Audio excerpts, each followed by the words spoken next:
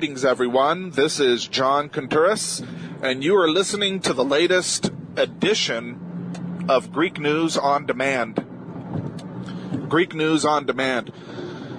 This show is based off of my news website, GreekNewsOnDemand.com. That's one word, GreekNewsOnDemand.com. I am a Greek American journalist.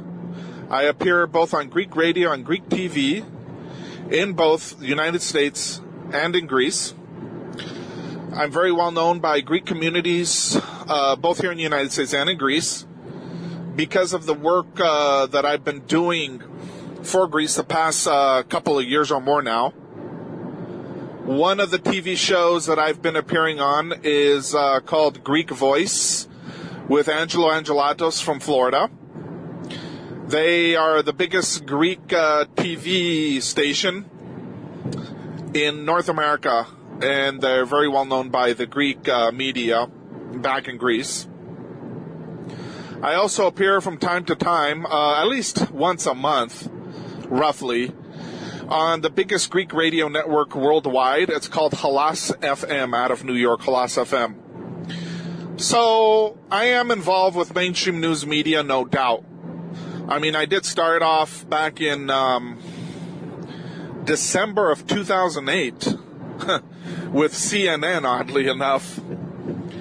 And that was a real watershed moment for Greece, because back then I had covered the events around the death of a young boy by the name of Alexis Grigoropoulos, who was shot to death by the police on a dark and mysterious and gloomy December night, just about a month after the elections, where Obama was elected president for the first time.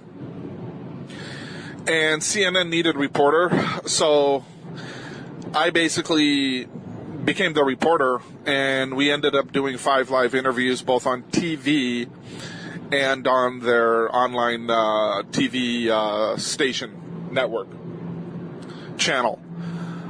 So basically, that's what started me on my journey, being an activist, an author, and of course a journalist. Now, at that time, oddly enough, CNN allowed me to speak boldly about the truth about what was going on in Greece at that time. But see, it would be a year later where the official Greek crisis would actually start. But strangely enough, at that time, about a year prior to the onset of the Greek crisis, I had said on CNN International, how that the Greek people were going through a crisis, and basically they needed the love and the support and, of all the nations out there, because, Greece offered everything to the Western world. They also needed the U.S. government to get off their back and stop meddling in their politics, as they've been doing for decades, by limiting the power and the potential of the Greek nation over and against that of Turkey's. Because as we all know, the Greek government, or actually the American government, has severely hampered Greece's progress as a nation over the past several decades with Henry Kissinger's policies, and they have preferred a strong Turkey over and against a weak Greece. Turkey has been used as the boogeyman, basically, to keep Greece in check. And that's precisely what's going on now, okay, which I'll get into a little bit later. But back then I had said all that. And of course, CNN, they didn't pull the strings on. They didn't, they didn't pull the plug on me. They kept me going for 5 interviews. And they were very successful. And that just goes to show you can be a truth teller and get on TV, the mainstream news media, and speak the truth, ladies and gentlemen. Now, there's a bunch of crazy people out there that, particularly on the Greek side, that think that because I've been dealing with the mainstream news media, I must be some type of estranged agent, double agent, something of that sort, and that I work for the CIA and all that kind of crazy crap. I remember back last year, April 2016, I appeared on a top Greek journalist's program in Greece. And after I gave him my resume, and after I gave him this whole spiel on, the powers that be planning another economic collapse and how they're involving Greece in it, after I had got off the program, the guy kept talking about our subject, but he also kept talking about me, saying that, I knew too much, and I kind of seemed like a CIA agent to him. Anyway, but that's just how we Greeks are in general. We're a little paranoid, and we're very, very conspiratorial-minded, but it takes us to the point of, utter insanity sometimes, where we get paranoid about everything and everyone, thinking that they're tied in with the CIA. I think you kind of understand what I mean there. But, so... I started with CNN, and I hope to get back on the big network soon, CNN, Fox, Al Jazeera, you name it, because my whole goal is to get the message out to the English-speaking world about what Greece has gone through. And it's time that the world finds out what Greece has gone through, because they're not telling us, they haven't been telling us about what Greece has been going on, what has actually been going on in Greece, because what's been going on in Greece is a major, major conspiracy and cover-up, okay? And it had nothing to do with, a bulging Greek debt and Greeks who like to retire in their 30s or 40s or, malfeasance or this or that. Yes, there's government corruption. Yes, the politicians are traitors. But this is a more general, wider plan for the powers that be to destroy the Greek people and their heritage, because we Greeks are the light of the world. We've offered everything, at least to the Western world. Everything you can name, think of. The language that you speak is all based on Greek. And the words that are German and French origin, guess what? Those came from Greek too. I've written a whole book on this, by the way. It's called Your Academic Guide to the Greek Language, Culture, and Civilization by John Contouris. Your Academic Guide to the Greek Language, Culture, and Civilization by John Contouris. You can find that on Kindle, Amazon's Kindle. I have another book, too. It's called Hellenic Crisis by John Contouris. Hellenic Crisis by John Contouris. And there you're going to find out all the details about just what really has been going on in Greece. And really, all the money, basically, that the Greece has been getting from this whole bailout program, which we call the memorandum from the Troika, was all designed as a way to take this money, let the Greek banks eat it all up, which they have, steal a lot of it, which they have. They put it in offshore bank accounts, and we have total proof of this. And a lot of this money was sent to pay off Greek banks' debts toward German and French banks, ladies and gentlemen. Yes, you heard that correctly. German and French banks basically use this as a way to get the Greek banks to pay off their debts. And, this is really a scam that was crafted by the Troika, which is the European Central Bank, the European Commission, and the IMF, the International Monetary Fund, to screw the Greek people, to destroy them, and also to pay off their debts, their banks' debts, foreign banks' debts, as I just mentioned, but also as a way to steal Greece's natural resources, okay? To rob Greece of their natural resources, because their natural resources, ladies and gentlemen, have been put as collateral on the debt, basically, that they now owe, quote unquote, to the Troika. Okay? So, Greece right now owes something like $20 billion to the IMF and something like $210 billion to the European Central Bank and other EU member nations, because EU member nations basically have put money in the pot, okay? So the Greek people have been called to pay this all off. And, there's a lot of means, by which you're trying to, get this paid off. And I'll give you some quick examples. Right now, the IMF, as I believe I said in my previous broadcast, is considering a plan to dump Greece, kick Greece to the curb, and they are discussing this with Donald Trump and his government. They're telling Trump, get rid of Greece. They're not worth it. Their debt is unsustainable. And, the fund should not give Greece any more support, which they haven't actually for about 3 years now. Oh, and by the way, Trump, tell them we want our $20 billion back. This is how these jerks, these psychopaths, these animals from Germany and Holland, two countries which have legalized, ladies and gentlemen, pedophilia and bestiality. I kid you not, look it up. They have the audacity to treat the Greeks that way, who have offered everything to the Western world. Art, science, math, everything.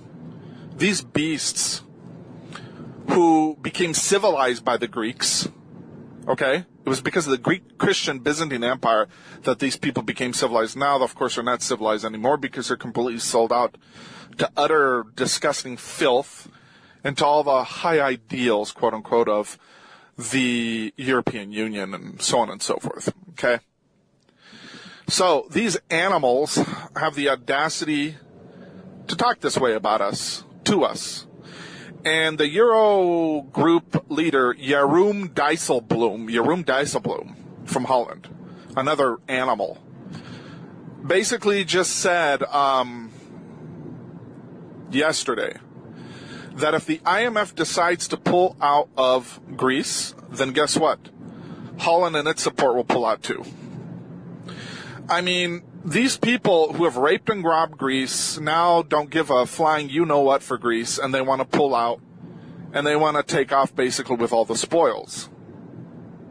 Now, I'm going to get into also this huge super privatization fund, okay, that has been formed by which to privatize all of Greece's public assets with, ladies and gentlemen, multinational companies, which are tied in, of course, with the Troika.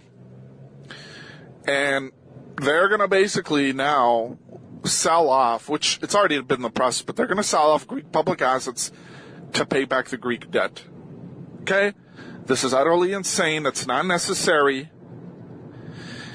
And it's all based on several different factors. One of them, of course, is the fact that, the Greek debt is too big, it's unsustainable. How are the Greeks going to pay us off? Well, let's just mortgage off their assets. Well, I feel like telling these a-holes, excuse me for the expression, that, according to the original IMF charter, the IMF was founded back, of course, during the Bretton Woods Agreement years ago. Greece was one of the founding members. Greece, over the years, put millions and millions and millions of dollars into it. Greece was secured a very low interest rate, something like 0.1%, okay, very low interest rate, to lend money at any time, its own money. Greece still, of course, today has tons of money in it, billions and billions of dollars, which they're not letting us access. The IMF, though, did not keep their original agreement with Greece. And that's why today, decades later, they've decided to screw Greece, to rape and rob Greece. Now, the IMF wasn't always this predatory. And what I'm about to show you is basically a clip of an interview that James Tucker gave to Alex Jones back in 2009. This is about a few years before James Tucker passed away. He was a very well-known journalist from the American Free Press. And that year, 2009, which of course was the watershed year for Greece, that's the year that the economic crisis started. That year, it just so happened that the Bilderberg Group meeting was taking place in Greece that year, in a district outside of Greece, in a hotel called Vouliagmeni. It's a very famous area in Greece. That's where former President Obama was, ladies and gentlemen, when he just visited Greece this past November. And, of course, they had locked down all of Athens just for that idiot's visit in Greece. We're talking about a total corrupt bastard who decides to visit Greece a month or two before the end of his presidency. He finally remembered Greece after 8 years. Gee, how nice of him. And so what does he do? He goes there and he, parrots the same BS American Western line of propaganda for Greece. He tells them, basically, we're not doing crap about Turkish-Greek relations. We're not going to tell the Turks to back off and to stop flying in your airspace and sailing in your waters. He basically pressured the Greeks to find an agreement on the Cypriot issue, because, as you know, the Turks have been illegally occupying the northern part of Cyprus since 1974.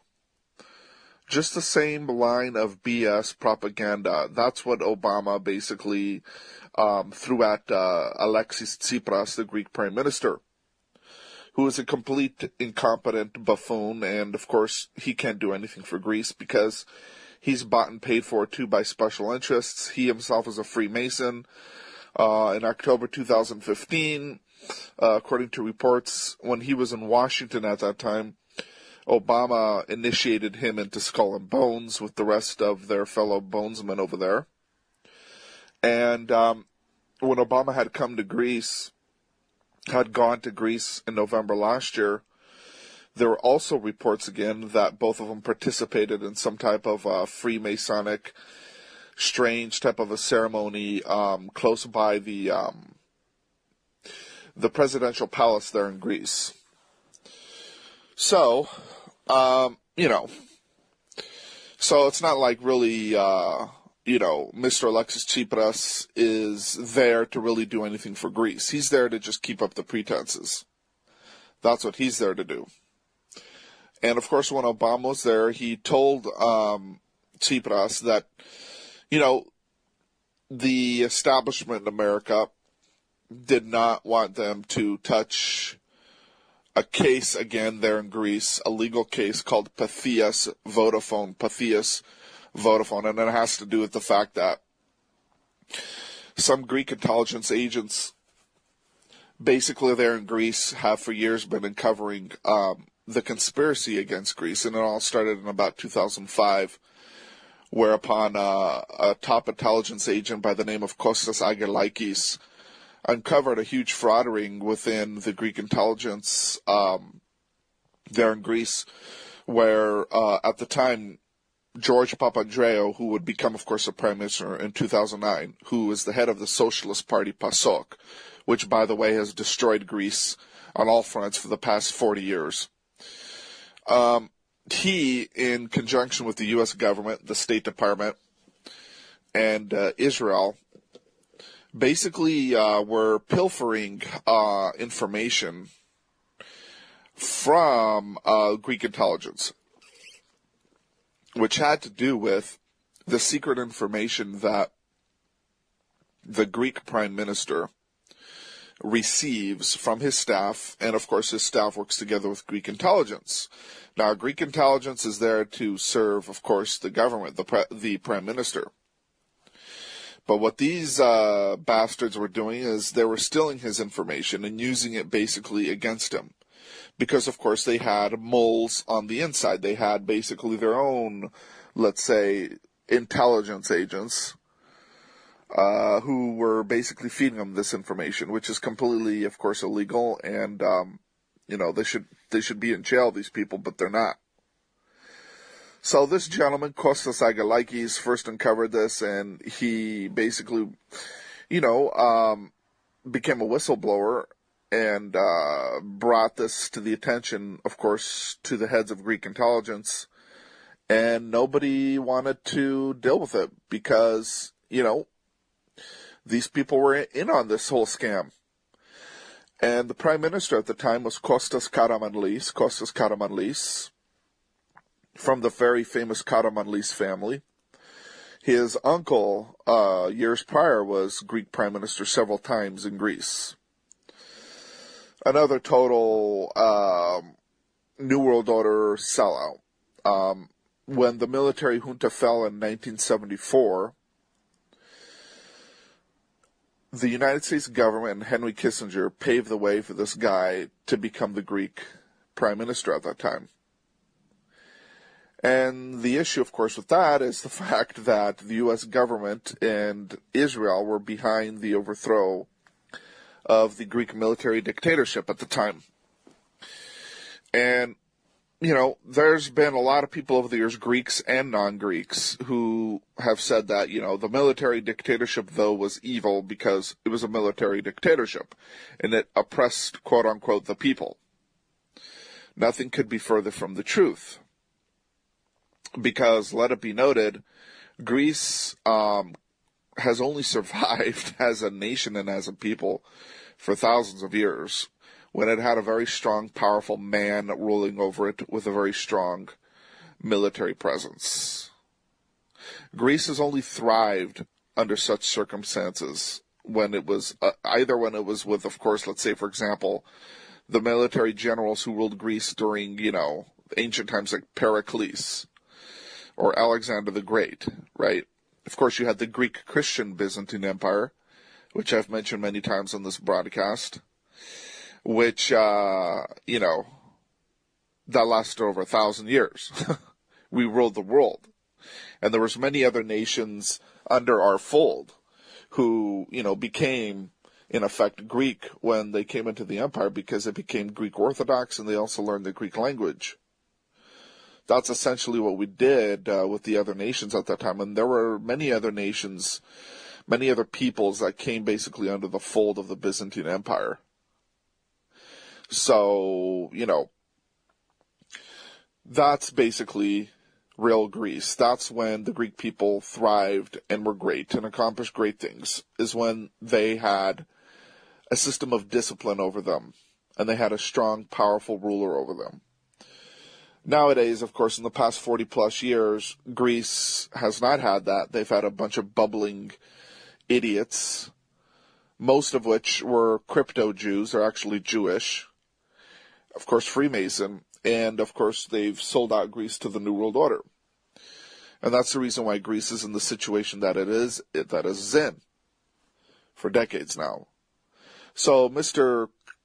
Karamanlis, as I was saying before, his uncle was the Greek prime minister. And in 1974, when the whole staging of the junta overthrow was staged, basically the CIA had already prepared for Karamanlis to go into Greece and to take over. And what was the first thing that he did?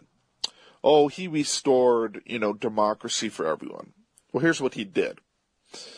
At that time, the junta had not only built up all of Greece on all fronts economically, they bring in foreign investment. Infrastructure was built up across all of Greece. That's when basically real modern Greece came into effect. And they had the second highest economic growth rate to Japan at that time. And of course, Japan, just a few decades after World War II, was already bustling and thriving. They had the highest economic growth rate in the world at that time during this period, which was like from the 60s, late 60s on into the 70s. So the junta lasted from 1967 to 1974. And just in 6 years, they built up all of Greece on all fronts. Okay? So basically, the guy that replaced the junta, Konstantinos Karamanlis, was already prepped to take over Greece a year prior, because he had met at that time in Salzburger's mansion in Paris, France. Salzburger was the top editor of New York Times at the time. So he met in France a year prior to that with Salzburger in his mansion in France, who's a very powerful, of course, and influential person, along with Henry Kissinger, the Greek Archbishop of America, and a few other suspect types that played a role in overthrowing basically the junta. Now, there's been a lot of speculation over the years as to whether Henry Kissinger was involved in this or not, but we have now ample proof that indeed he was involved in this, and he was, of course, involved also in the invasion of Cyprus in 1974. And we even have a White House memos now where he basically admits all of this. For example, in a White House memo dated the 13th of August, 1974, he is talking with then President Ford, and they're discussing Greece and Cyprus, and Henry Kissinger tells him there's no American reason why the Turks should not have a third of Cyprus, which is says it all. And that was one day prior to the second invasion of the Turks into Cyprus, one day prior. The first invasion was, I believe it was the 23rd of July, 1974, and then the second invasion was August the 14th, 1974, okay? Just a few weeks later. And, of course, there's been many authors and journalists have written about this. There was, of course, the late, I believe he was Australian journalist, Christopher Hitchens, who wrote a lot about the crimes of Henry Kissinger, including the crime he committed in, Cyprus. So, of course, still to this day, Henry Kissinger denies any role in it. But all the proof shows that he was involved in this, along with, of course, the Great Britain. Because, as you know, Great Britain still to this day has a military base in Cyprus. So, these sinister forces paved the way for their agent, Konstantinos Karamanlis, who was also a Freemason, to basically go into Greece and take it over after the fall of the junta. And what does this guy do? Well, he brings back all the socialists and communists into Greece, the ones that were destroying Greece for years, the ones who had caused a civil war in Greece. Because if you know your history with regards to Greece's history, modern history,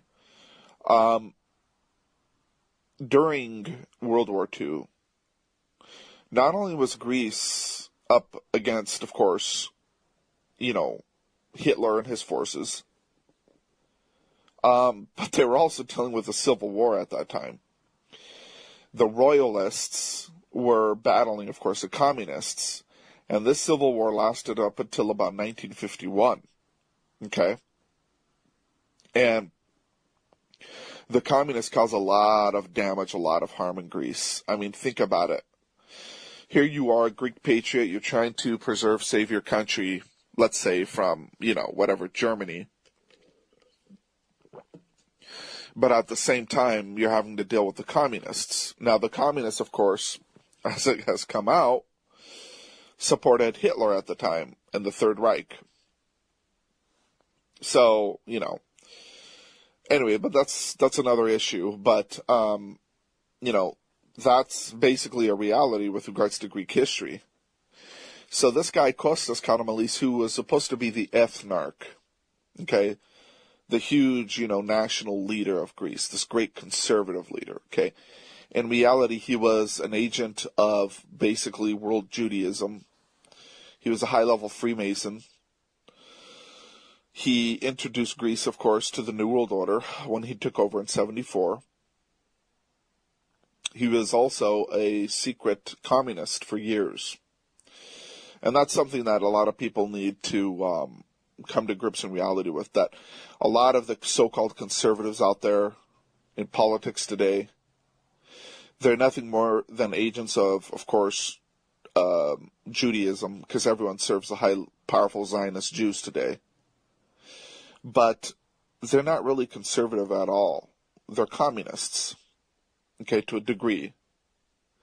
But, I mean, if you think about it today, there are no real conservative leaders left out there. Name one to me.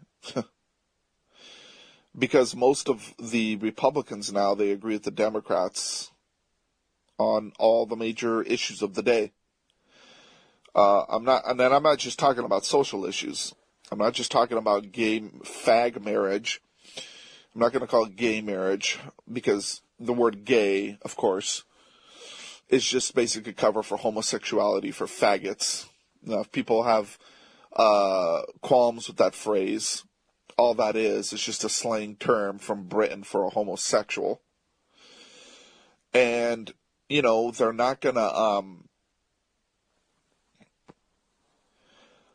Well, what you have is now you have Democrats and Republicans agreeing on issues also like abortion and so on and so forth. So the lines between, let's say, Democrats and Republicans have blurred a lot on social issues. And then, of course, you have all the big major New World Order issues. Okay, first of all, when you have Democrats and Republicans agreeing, basically, on this, on the status quo, on how our actual government works, which is a corporate private government controlled out of the Crown of London, okay? Which is essentially what took place in communism for years in Russia, okay? You had an oligarchic elite, a private corporation, basically, of the Rothschilds, running the show. Well, basically you kept everyone in line at the bottom. Okay? That's what communism is. And that's pretty much where we've ended up in this country. And communism, of course, has a state-run bank. Well, so do we. State-controlled education, state-controlled medicine, everything. Well, geez, so do we. So there are no real patriots left in America who want to take on the system and talk about how this whole system is based on the New World Order. It's corrupt. It's based on the tenets of the Communist Manifesto. Indeed, it is. That all our institutions are based off of the Communist Manifesto, which I just mentioned. So all the Democrats and Republicans agree on this. Do you see now where I'm taking this? If there were really any real conservatives in America, let's say, Republicans, or whatever they call themselves, conservatives or just normal people who know about this conspiracy, they would name all this. Okay? And we have had such people in Congress over the past 100 years or more, actually. There was Congressman James Traficant from Ohio, who for years talked about this stuff, who in 1993 in Congress, he bring up this whole issue, and he talked about how this private corporation that controls America, basically in 1933, pressured FDR to declare Emergency Banking Act, which in effect, not only did it try to, quote-unquote, save the banks, not only did it take place after the Great Depression, but it also said that every single American at that time had to begin to contract with this private government, okay, by starting to participate in this system of licensing in America, where you have to have a license for everything. Well, in effect, what that did was surreptitiously subject every American citizen under this private corporation, which is indeed what took place. So, we have had American patriots, basically talk about all this stuff, how at that time FDR subjected every American citizen surreptitiously under this private corporation, so that now we all operate under a fictional legal character, a straw man here in this society. That is not your true self, though. Your true self is supposed to be free, okay? But, of course, no one here in America now, of course, is free until, of course, we decide to rise up and take back our government. Now, where do you see people in Congress today talking like this? Not one person, okay? So, pretty much they're all sold out. They're sold out to Israel. They're sold out to Freemasonry. End of story. So, communism is alive and well in America, folks. It wasn't, just an issue that McCarthy dealt with, basically, way back when, And just as a quick side note, at that time, McCarthy had woken up because Eustace Mullins had given him a 40-page report on the activities of communism in America. Eustace Mullins was the last protege of Ezra Pound, the great author and poet in America. But he also became one of the greatest writers in America on the New World Order. And he was very well known, okay? His top book, Secrets of the Federal Reserve, of course, still remains the number one authority on the subject, and that was published like in 1952. So, at this time in the 50s, McCarthy wakes up to communism because of Mullins. So McCarthy hires him onto his team. But see, you got to understand, too, at this time, the Jews and the government, albeit, let's say, stifled. The Jews, the powerful Jews in the society, what they were trying to do at this time, of course, is spread communism because the Jews are behind communism. Okay? The Jews, basically what they do is they ride both sides of the political fence. They act like they're liberals, but then there's a lot that are conservative. But again, as I just described to you, really, there is no such thing. So, anyway, at this time, there were powerful Jewish circles in America. There was a Jewish mafia. The Rothschilds, of course, had already come into America and started taking over institutions in cooperation with other big families here in America, like the Morgans and the Rockefellers and the Carnegies. We know all this. You had also William Randolph Hearst, the big newspaper magnate who was part of their propaganda program here in America through the newspapers. It was, of course, Morgan who in 1920 started, roughly 1920, I believe it was, he started buying up all the major newspapers in America for the Rothschilds. So, but at this time, though, Jews still were looked down upon, of course, in America. People didn't like them. And they weren't as powerful as they are today, of course. So what you have here now is the Anti-Defamation League, which was formed about several decades prior, but the president at that time was Cohn. His son was Roy Cohn. Roy Cohn, basically, who was a very, very prominent up-and-coming attorney at that time and a virulent, supposed anti-communist and also, of course, a homosexual. With his influence, he basically got McCarthy to hire him onto his team. Now, McCarthy was naive at that time. Okay, McCarthy didn't know, how deviant this guy was. So, Roy Cohn, who basically acted like he was conservative and, of course, against the communists, got McCarthy to put him on his team. But when Cohn, of course, met Mullins, he didn't like Mullins for obvious reasons. Mullins was a very sincere individual. Mullins knew about the machinations of the Jews. And, Roy Cohn didn't like him. So Roy Cohn tells McCarthy to get rid of him from his team. Okay? Now follow my line of thought here, because this is interesting. Roy Cohn tells McCarthy to get rid of him. That's what took place, unfortunately. So, what takes place? These Jews, basically, Roy Cohn and several other Jews infiltrate the committee. And basically it collapses eventually, and McCarthy is a disgraced senator. And in 1957, he dies a sudden death. And Mullins investigated his death and found out that he had been poisoned. Gee, isn't that interesting? So, years later, Mr. Roy Cohn would become a very prominent attorney, of course, in New York with his own, offices. He would also become the head of the Jewish mafia. And he would also become Donald Trump's own mentor. Wow. Isn't that something? Yes, you heard that correctly. Donald Trump's former mentor is head of the Jewish mafia, Roy Cohn.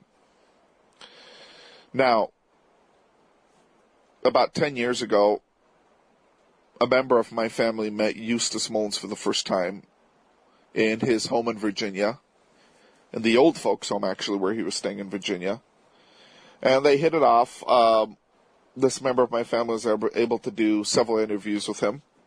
So they remained in contact, and Mullins actually ended up handing over this person the rights to all of his work, to his books and everything, and said, basically, can you continue my work? So this person really wasn't able to continue it over the years, so that's what I've been doing. So you can make the logical conclusion now that Eustace Mullins, was kicked off of McCarthy's team by the man, basically, that would later become the mentor of Donald Trump. And I, of course, later on down the road, would become the successor of Eustace Mullins. So that's an interesting side note. So, and that's, of course, one of the reasons, too, why I exposed Donald Trump. Because, for obvious reasons. It's not just, because of this issue. It's for a myriad of issues, ladies and gentlemen, because Donald Trump is the swamp. He's not going to drain the swamp. He is the swamp. Okay? Donald Trump is surrounded by very powerful Jewish interests. And, of course, he's gone back on pretty much all of his presidential promises. His pre-election promises, of course, putting Hillary Clinton in jail. And, of course, he's completely covered up Pizzagate, the big pedophile scandal that implicates, both politicians, movie stars, singers, etc., etc. He won't even touch the issue.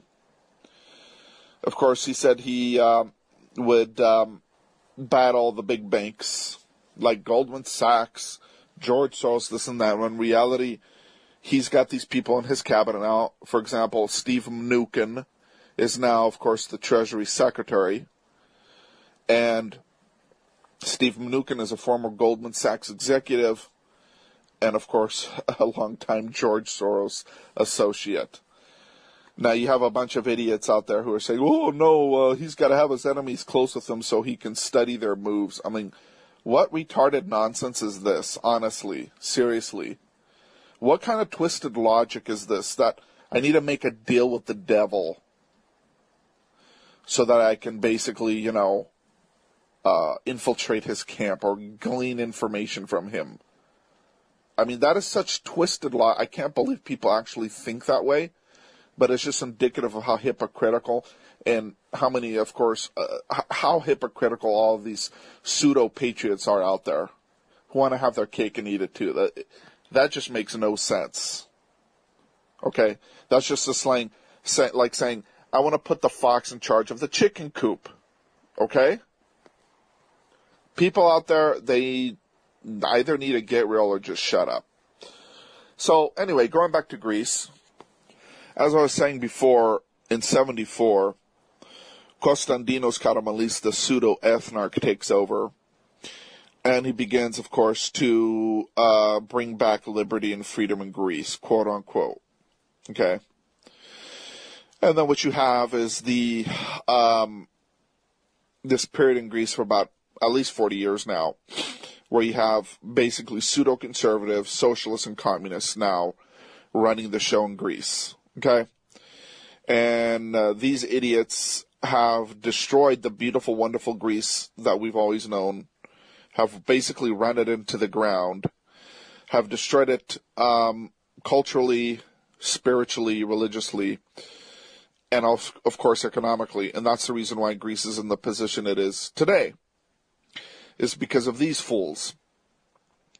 And so now the Greek people are faced with basically either uniting as a nation and taking back their country and going back to their of course, their roots, or keeping up the pretenses and, struggling and, trying to survive within this communist New World Order tyrannical system that's set up in Greece, being run by, indeed, a communist government that is completely sold out to Western interests. Okay? So that's the issue here. So recently, a very prominent financial think tank group out of London called Capital Economics, they came out with a report that said, this is about a couple weeks ago, that said that, according to their estimates, in 2017, Greece will do a Grexit, which means they're going to at least leave the Eurozone, maybe even the European Union. And, of course, go back to the Jacma. And they're going to be the second nation after, of course, Great Britain to do this. That's according to Capital Economics, which is a huge, huge thing for them to say. Now, of course, we also have Donald Trump's representatives of his government saying that basically they believe that Greece will leave at least the Eurozone and go back to the Jacma. Okay? And right now, there's a lot of discussion going on between the Greek government, the IMF, and of course the rest of the Troika as to what to do with Greece's debt. And there's a lot of squabbling going on between all these sides as to what to do with the Greek debt. Okay? And the IMF basically, is saying, Greece's debt is unsustainable unless, of course, they get a haircut. Of course, Germany and the rest of Europe are saying that basically, you can't, diminish the Greek debt. You can't, do a haircut of the Greek debt. And then, of course, there's the rest of the Troika that's saying, yeah, according to an agreement with Greece, they're not allowed to get according to the original contract with Greece, the memorandum, they're not, supposed to be getting a haircut.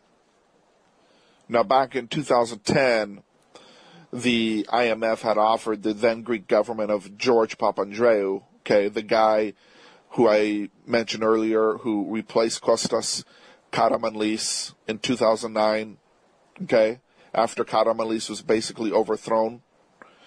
And that was basically what I wanted to say prior, and I had forgot to mention it, that during this time that these Greek intelligence agents were exposing what was going on in Greece at that time, from 2005 and on, basically they found out that the powers that be wanted to put George Papandreou in power, to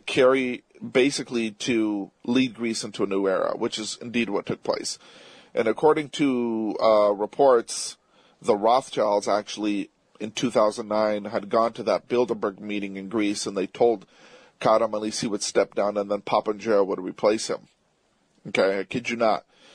So eventually that's what took place, and Papandreou led Greece into this, period that they're in now for the past about 7 years of, economic turmoil. But anyway, in 2010, it was the then head of the IMF, Strauss-Kahn, who would suggest to Papandreou that the Greeks should take a cut in the Greek debt. He said, your debt is unsustainable. We're going to give you a cut in the Greek debt. The IMF at that time had offered it to Papandreou, okay? But Papandreou basically refused. And he made up some stupid, lame excuse like it wouldn't look good politically. Like, it was just utter insanity. So instead of Greece basically getting a haircut and taking 30 billion, they didn't get a haircut, meaning a cut in their debt. And they took 110 billion, okay? And this has cost them tremendously. Now, going real quick back to 2009, Jim Tucker, the guy I had mentioned prior, he was on the Alex Jones show, okay? It's not that I like Alex Jones, it's just Jim Tucker was a good guy, and he was on the Alex Jones show many times. Now, anyway, he had said that his intelligence at that time, his information that he was gathering about the Bilderberg group that was going on in Athens, said that the IMF would change their tactics to become a lot more harsh toward other nations, okay? And that they would begin to basically take them over economically, and they would impose all these hard austerity measures and all the stuff basically that's going on in Greece today.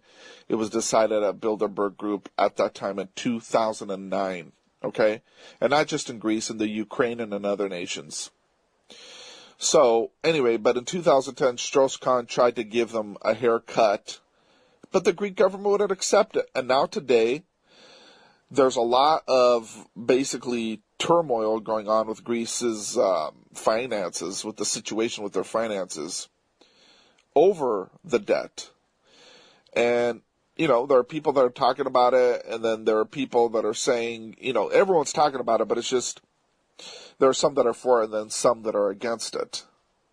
And, of course, the IMF is saying, well, their debt is unsustainable without a haircut, but they're really not willing now today to give one to Greece, when in reality Strauss-Kahn tried in 2010 to give it them, but oddly enough, the Greek government wouldn't accept it. So this bastard, George Papandreou, leads Greece into this crisis, okay, by design. It was all done by design, which I described before. And on top of it all, he doesn't even do anything to alleviate the Greek debt. Now, the Greek debt, as I've explained before and in other broadcasts, is totally, completely made up. Okay? The Greek debt and the Greek budget deficit, basically, that everyone said that Greece had back in, 2009, that was all made up by design by George Papandreou when he gave orders to his economic team, Ministry of Finance, and of course to the Greek statistical agency, Elstat. And this would be used as a pretext to put Greece under the control of the Troika, because their budget deficit would surpass basically such a limit where it would require them, let's say, where it indeed required them, this is an actual fact that took place, it would require them to take basically financial support from the Troika.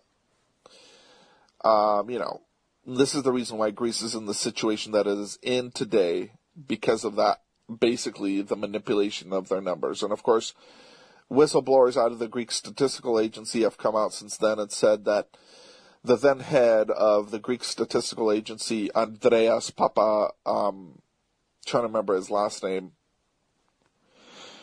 Andreas Georgiou, okay?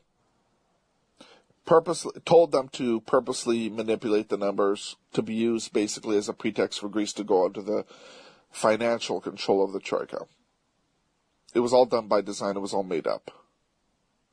And I described to you the real reasons behind all this earlier in this broadcast.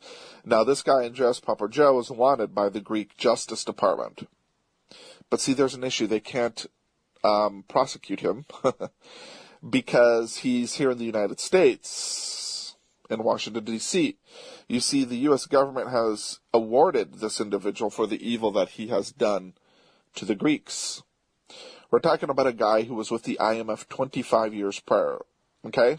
The IMF, mind you. And now he's in a beautiful home in Washington, and he doesn't have to worry about extradition because the U.S. government is not willing to hand him over to the Greek government. We're talking about the guy who, in conjunction with George Papandreou and his government, engineered this whole crisis.